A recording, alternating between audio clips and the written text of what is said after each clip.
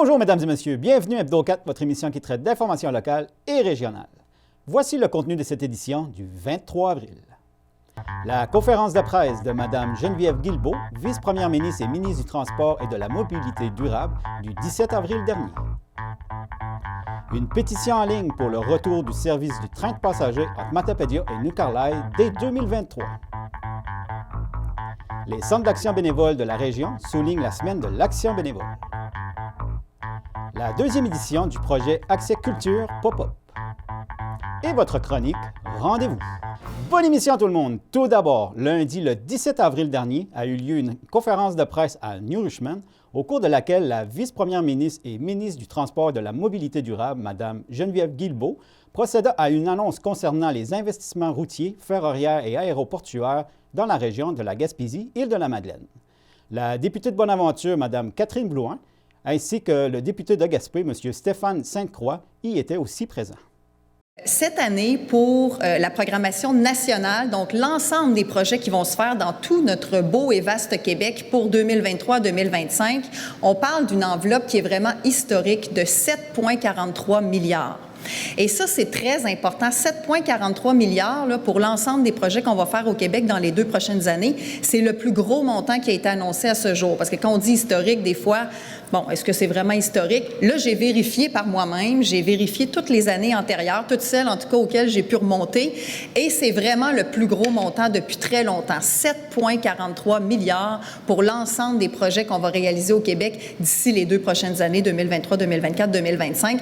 Donc, déjà, ça place le fait que dans plusieurs de nos régions, ça va permettre de faire des beaux projets, des projets qui sont porteurs, à la fois pour maintenir nos actifs. Vous savez qu'on a beaucoup d'actifs au Québec, que ce soit des routes ou des structures, des ponts, des ponceaux, etc., du ferroviaire, du maritime, de l'aéroportuaire. Donc, on a besoin de maintenir ce qu'on a déjà et aussi de le bonifier à certains endroits pour toutes sortes de besoins qui se présentent en cours d'évolution et de développement de la société de nos belles régions. Donc, avec 7,43 milliards, on va être capable d'en faire beaucoup.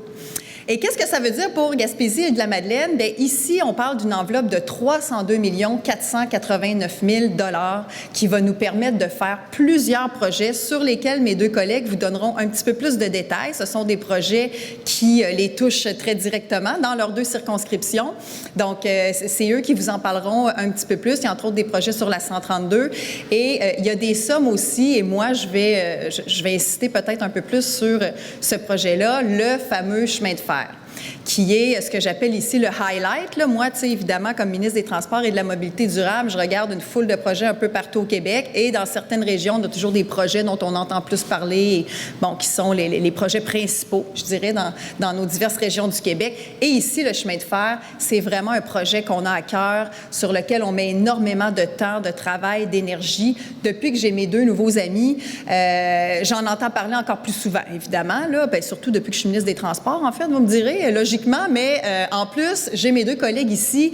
On en parle régulièrement. Vous savez que depuis 2018, c'est depuis 2018 là, qu'on a commencé à investir vraiment concrètement puis à faire avancer le projet de réhabilitation du chemin de fer. Et en 2018, à l'arrivée donc de la CAQ, je ne dis pas qu'il n'y a absolument rien qui a été fait avant, mais depuis 2018, on a été très, très actifs. À ce jour, en termes de sommes investies, on est à 142,5 millions. À ça s'ajoute ce qu'on va investir, entre autres, dans la programmation régionale qu'on vous annonce aujourd'hui. On a des sommes de 88 millions, 88,4 millions précisément pour les 2 prochaines années pour le maintien, pour divers travaux sur les 3 tronçons. Et on a tout ce qui se prépare pour la suite. Ces sommes vont nous permettre de mener quelques 65 chantiers dans la région.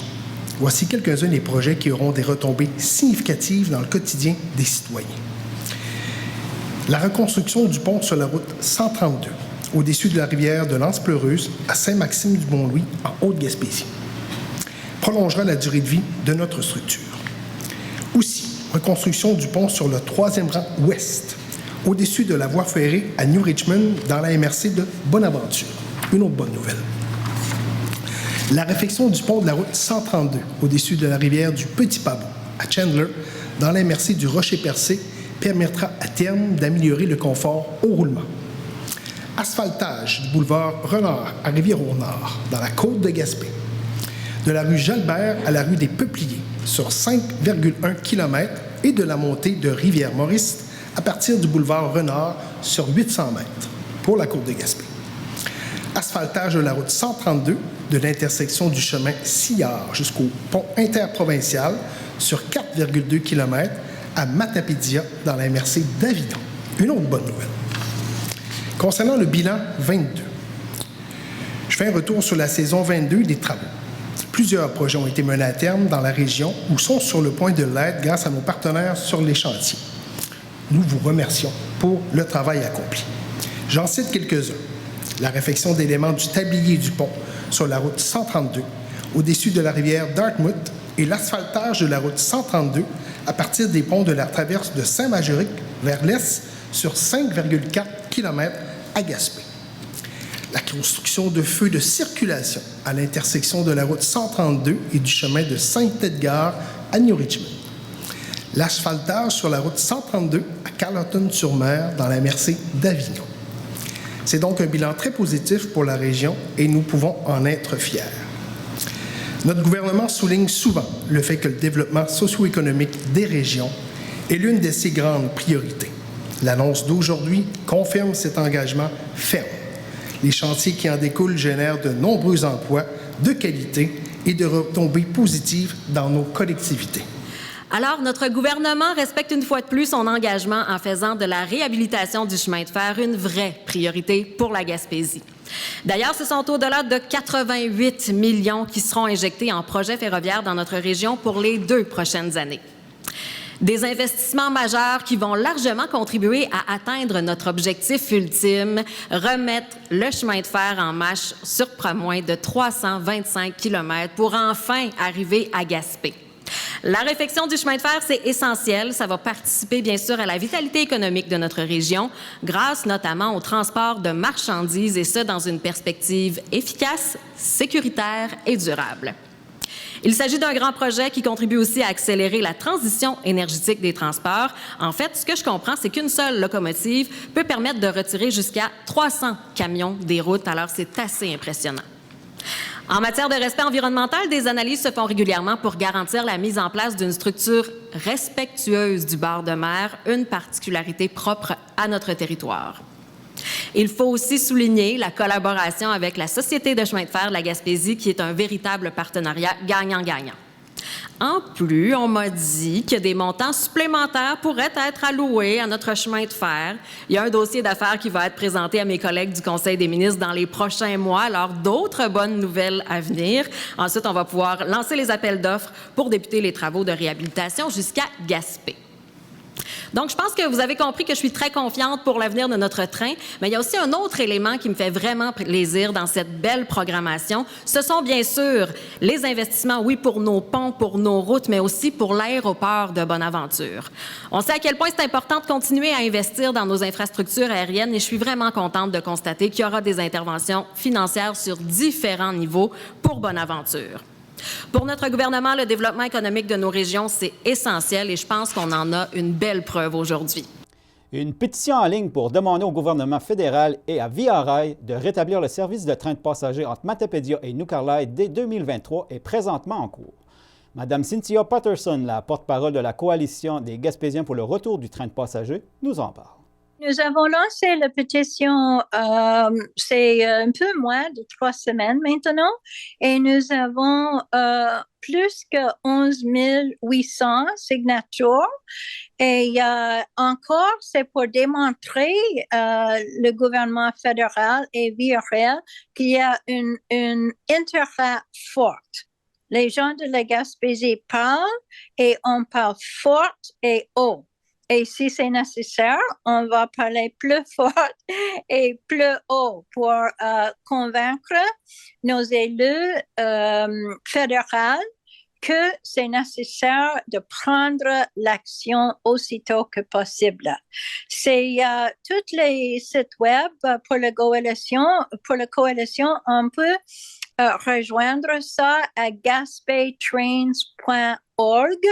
C'est bilingue français-anglais nous avons la pétition, nous avons les résolutions.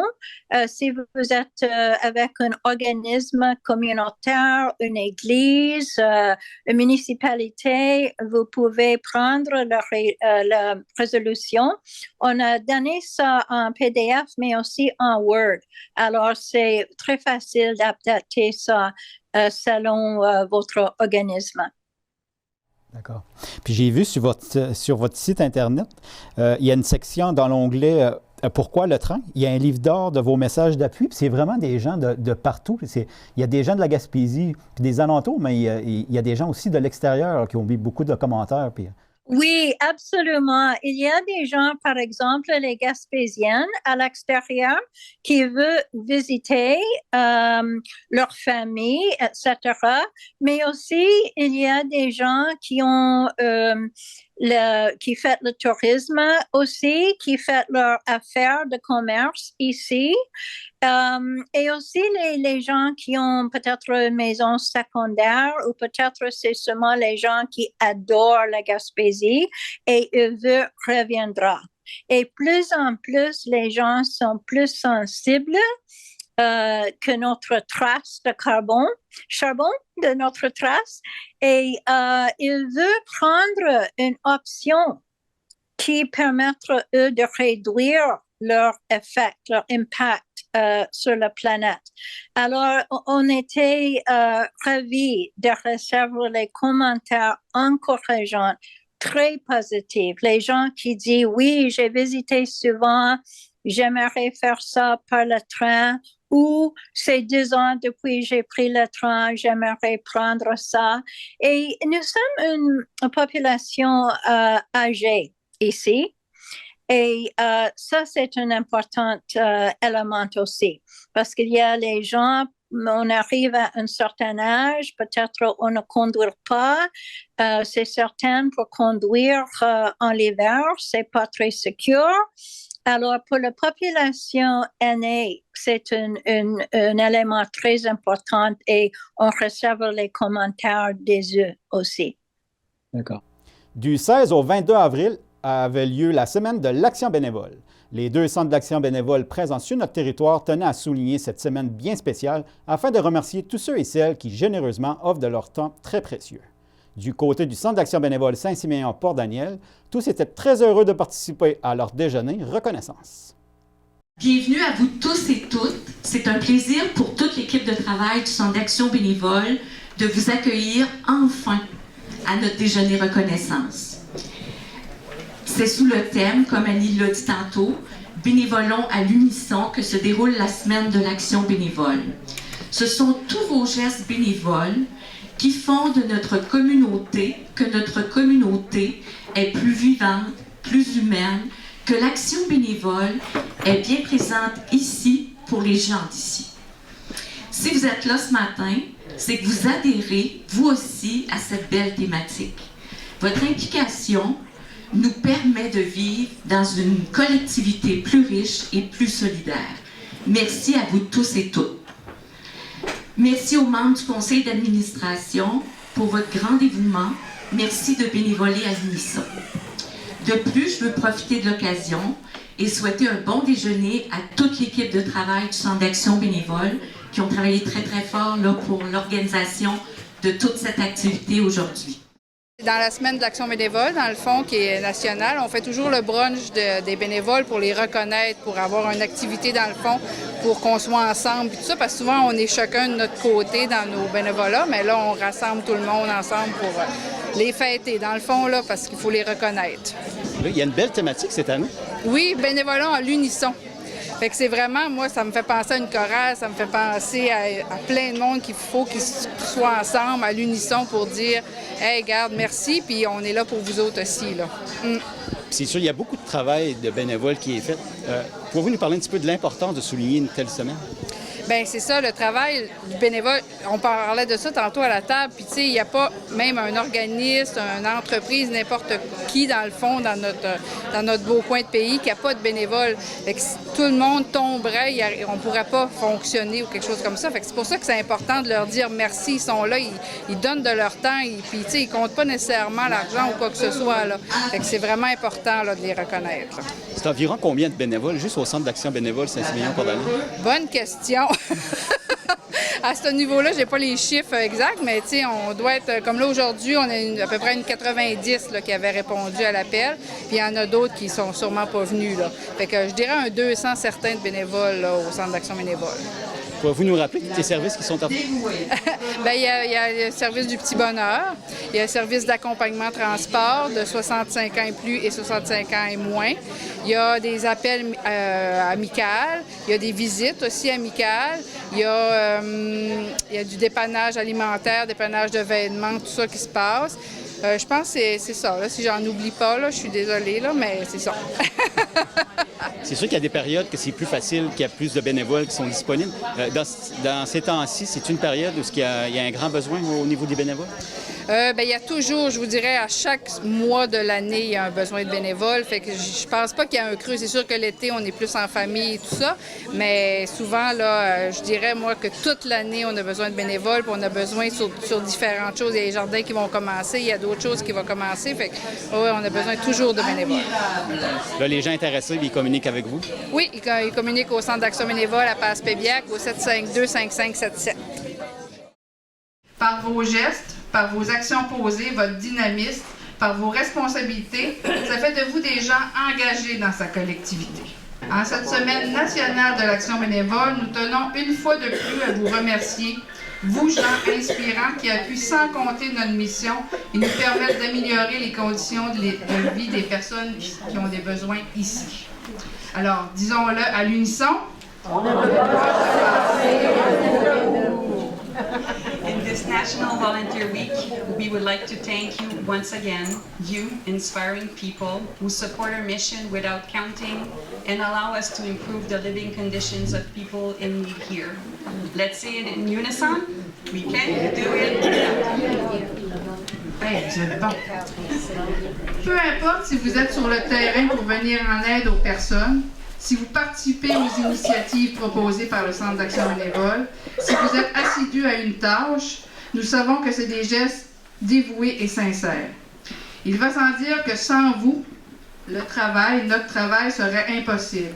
Nous sommes infiniment reconnaissants que vous ayez choisi de donner votre temps au Centre d'action bénévole Saint-Siméon-Port-Panier.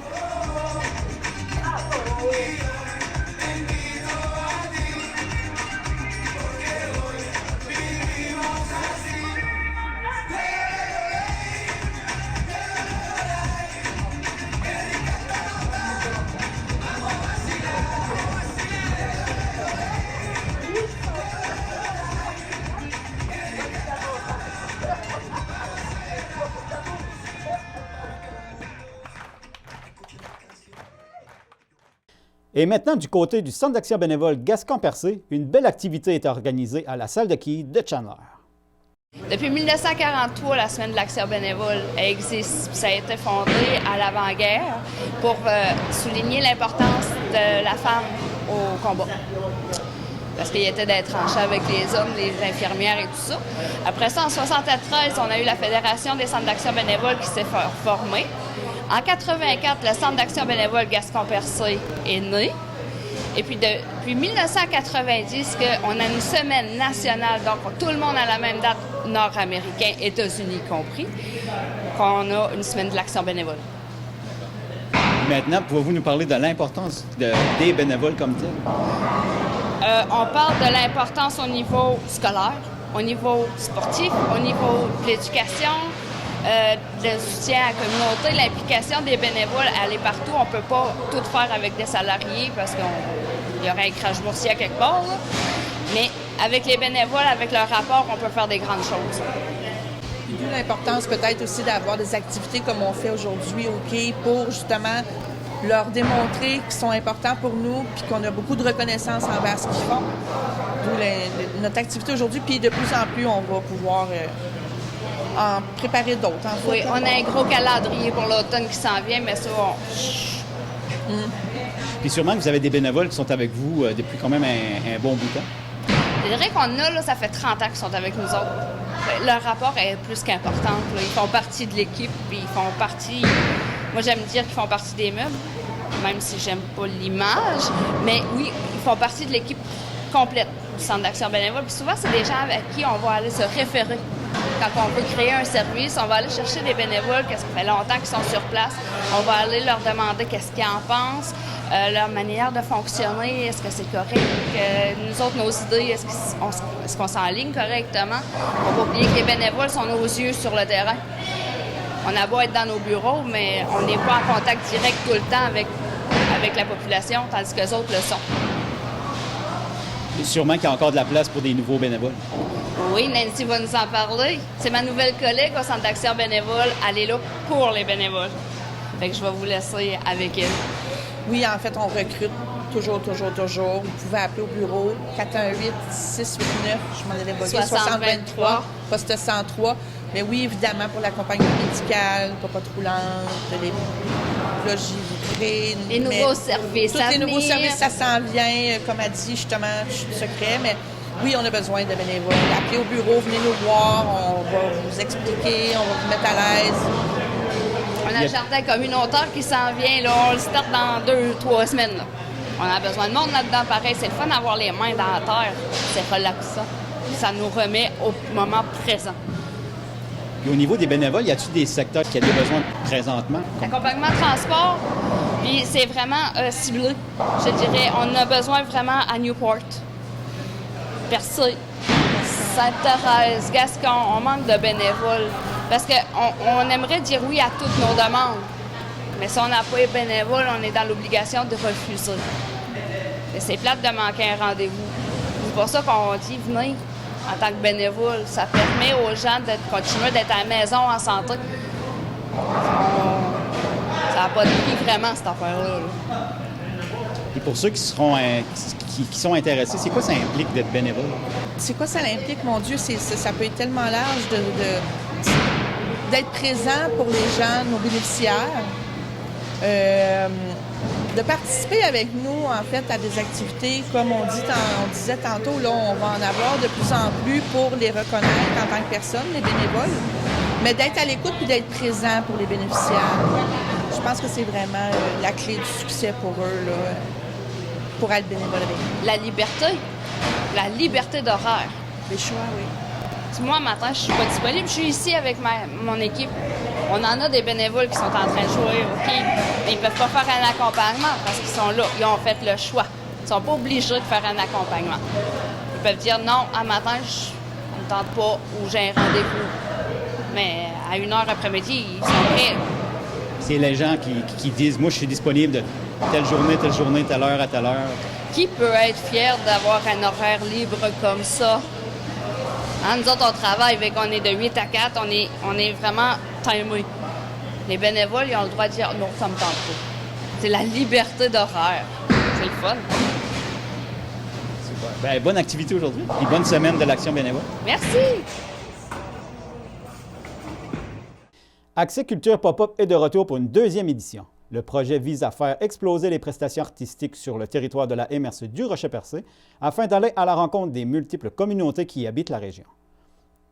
Charlotte Agostini, qui est chargée de projet, nous en parle.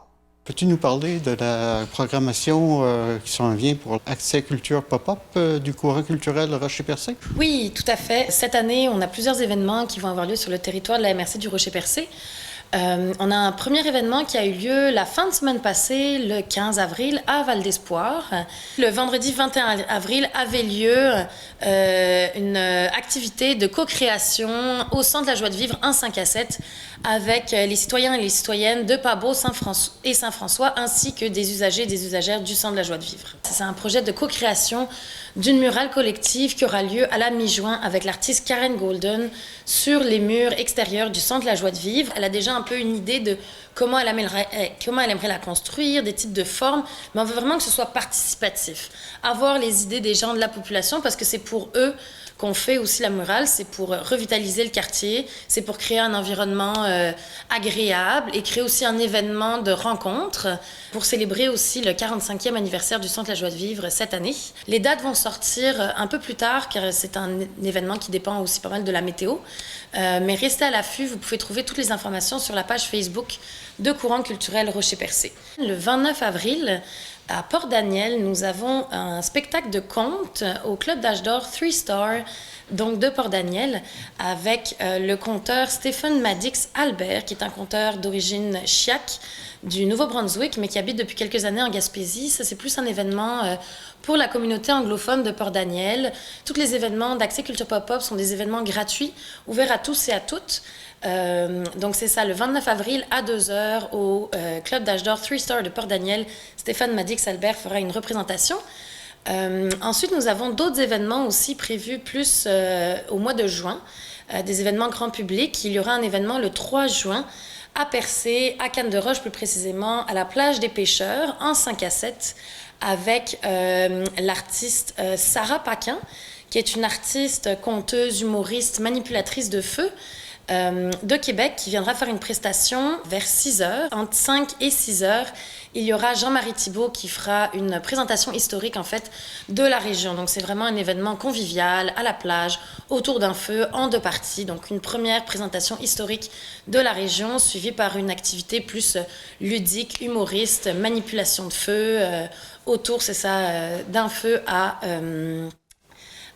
Cannes-de-Roche. Ensuite, nous participons aussi à un événement à Grande-Rivière avec l'artiste Bruno Mainville. Bruno Mainville, en ce moment, est en train de faire des ateliers avec les jeunes de l'École du littoral de Grande-Rivière.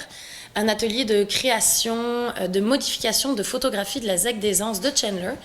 Et Accès Culture Pop-Up avons accepté de participer au projet dans l'affichage de différentes œuvres faites par les jeunes sur le territoire de Grande-Rivière et de Chandler. Donc, restez à l'affût, à la mi-juin, vous allez voir apparaître des images faites par les jeunes sur les vitrines, sur les murs extérieurs. Le projet est autant artistique que aussi a une visée plus de sensibilisation par rapport à la situation de la ZEC des Anses qui est menacée par des coupes forestières. Ça, c'est pour les activités grand public. Nous avons aussi 3 activités à plus petits groupes, des ateliers privés dans différents lieux.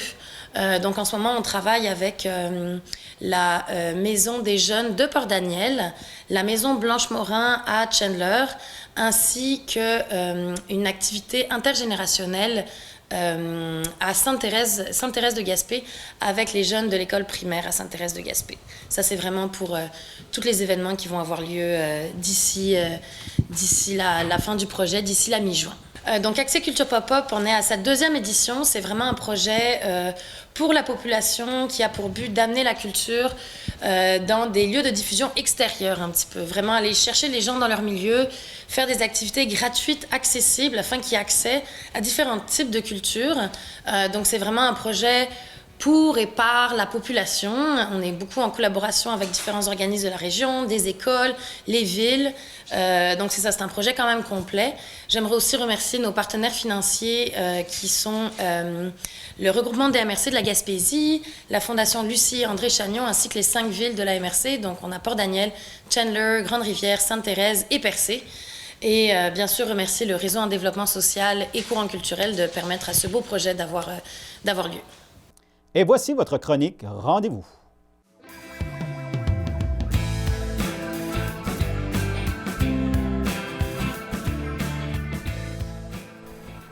Il y aura un bingo cadeau samedi le 20 mai à 19h au Club Optimiste de Saint-Godefroy.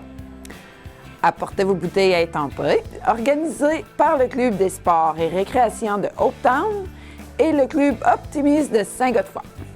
Bienvenue à tous! Le Club de l'Âge d'Or L'Étoile de la Mer de Gascon invite ses membres à l'Assemblée annuelle générale le 25 avril à 18h30 au local du club. Bienvenue à tous. Vous pouvez nous faire part de vos activités en communiquant à Télévac par courriel au courrier@télévac.com, par télécopieur au 418-752-6559 ou par téléphone au 418-752-6558. Et voilà, mesdames et messieurs, ce qui complète l'édition de votre émission Hebdo 4 du 23 avril. Merci beaucoup d'avoir été avec nous et à la prochaine!